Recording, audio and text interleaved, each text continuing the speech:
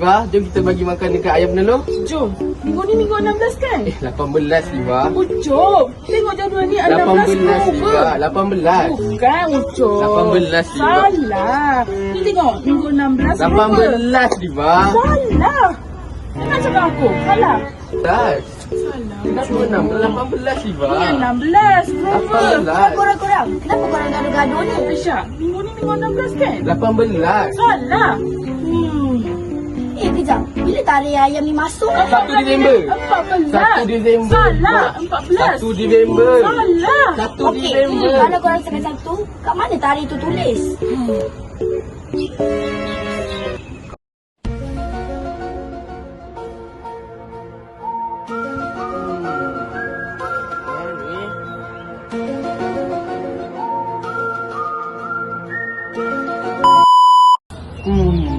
Macam mana kita nak kira ni?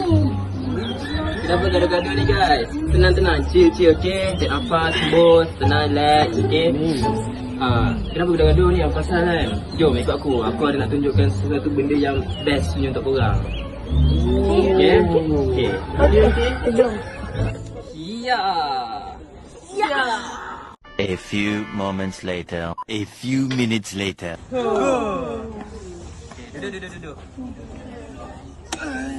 Aku ada sesuatu benda nak tunjukkan dekat korang yang best punya. Tengok tak? Tengok tak? Sekejap, tutup mata dulu, tutup mata. Tutup mata Okey, jap. Jeng. Kau. Okey, Nana ambil salah satu. Benda paling best punya. Benda ni lah yang dapat menyelesaikan masalah korang. Nama benda ni adalah Wheel of Layer.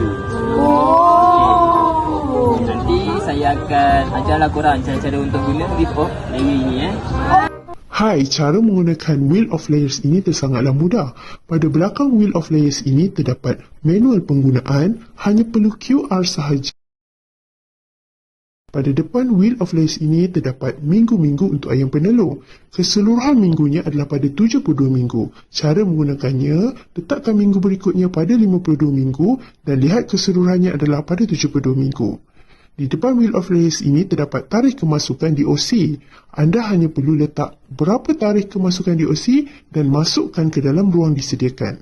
Terdapat juga QR untuk jadual pemakanan ayam penelur. Baik, bagaimana cara untuk menggunakannya? Katakanlah tarikh DOC tersebut adalah pada 5 November.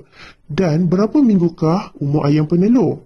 Pada 20 Mei. Lihat, 28 minggu umur untuk ayam penelur tersebut.